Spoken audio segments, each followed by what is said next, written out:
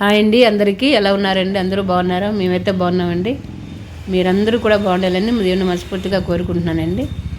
ఈరోజైతే మార్కెట్కి వచ్చామండి. దీపావళి పూజ కోసం సామాగ్రి కోసం వచ్చాం. మార్కెట్లో అయితే చాలా రష్గా ఉన్నదండి. దీపావళి ఇక్కడ మెయిన్ ఫెస్టివల్ కదా, అందుకని చాలా రష్గా అయితే ఉంది. మీరు అలా చూస్తూ ఉండండి. ఇంకా మేము ఏమేమి కావాలన్నవి తీసేసుకుంటాము.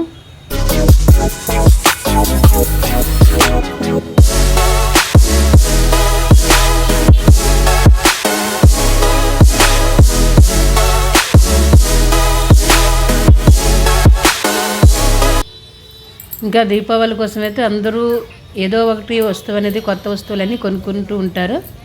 అలాగే ఇక్కడ పూలు ఇంకా మట్టి తాలూకా మనకి దీపాలు, వెరైటీ దీపాలు అనేవి చాలా వెరైటీస్ అయితే దొరుకుతాయండి. ఇంకా స్వీట్ దుకాణాలు అయితే చాలా రష్గా ఉంటుంది స్వీట్లు. నేనైతే మాది ఒకటి ఫోటో కొంచెం ఇదైంది అనేసి తీసుకొచ్చానండి, అది బాగా చేయించాలని.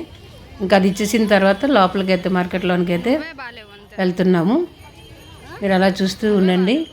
ఇంకే తీసుకున్న వస్తువులు ఏంటి అనేది మీకు తర్వాత చూపిస్తాను. ఇక్కడ ముఖ్యంగా దీపావళికి మనకి పూజలోనైతే ఎక్కువగా మెయిన్ సింగాడని అవి అయితే దేవునికి పెడతారండి. లక్ష్మీదేవికి సింగాడ అంటే అగో నల్లగా ఉంటాయండి, అవి అయితే పూజలో పెడతారు ఎక్కువగా. ఇంకా అలాగే అన్ని దగ్గరలో అన్ని షాపుల్లో కూడా ప్రతి ఒక్క చిన్న షాపులో కూడా రష్ అయితే ఉంటుందండి. దీపావళి మెయిన్ ఫెస్టివల్ కనుక చాలా రష్గా అయితే ఉందండి. ఇంక ఇదంతా పూల మార్కెట్ అండి. పూలన్నీ ఎన్ని వెరైటీస్ పూలు కూడా ఇక్కడ మనకి దొరుకుతాయండి. పూలు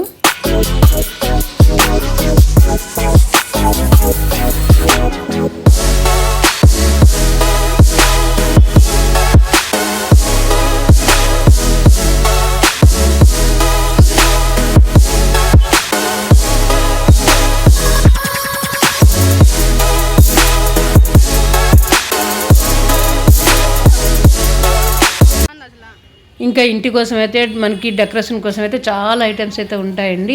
దీపావళి అప్పుడే అన్ని వెరైటీస్ అనేవి వస్తూ ఉంటాయండి. ఇంకా షాపులు అంటే కూడా మనకి స్టీల్ వస్తువులు అనగా, బట్టలు అనగా అన్ని వెరైటీస్ కూడా ఈ సంవత్సరంలోన ఈ 3 days అయితే అన్నీ బయట తీసుకొని పెడతారండి. అన్నీ బయట పెడుతుంటారు. ఇక్కడ దీపావళి ఎక్కువగా మెయిన్ ఫెస్టివల్ కనుక మనకి ఆంధ్రాలో సంక్రాంతి ఎలాగో అలాగే ఇక్కడ దీపావళి అనేది మెయిన్ ఫెస్టివల్ కదా, అన్ని వెరైటీస్ అయితే ఉంటాయండి. ఇంటికి కావాల్సిన డెకరేషన్స్ ఐటమ్స్ కూడా ఉంటాయండి. ద్వారాలకు పెట్టుకున్నవనగా, పూలు అనగా అన్ని వెరైటీస్ ఉంటాయండి. చాలా చాలా బాగుంటాయి.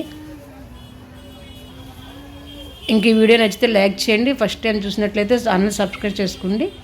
అలాగే థ్యాంక్ యూ అండి.